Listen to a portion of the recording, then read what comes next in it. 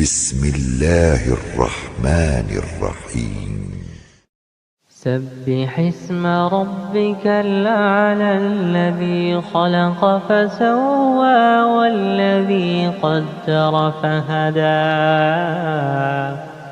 والذي أخرج المرعى فجعله غثاء نحوا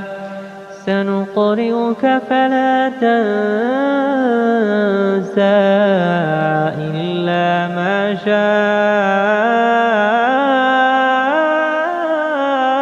الله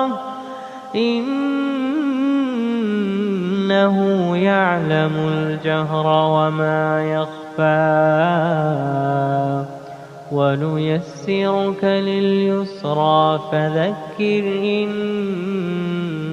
نفعت الذكرى سيذكر من يخشى ويتجنبها الأشقى الذي يصلى النار الكبرى ثم لا يموت فيها ولا يحيا قد أفلح من تزكى وذكر اسم ربه فصلى بل تؤثرون الحياة الدنيا والآخرة خير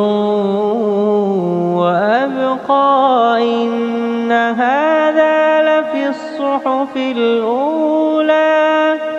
صحف إبراهيم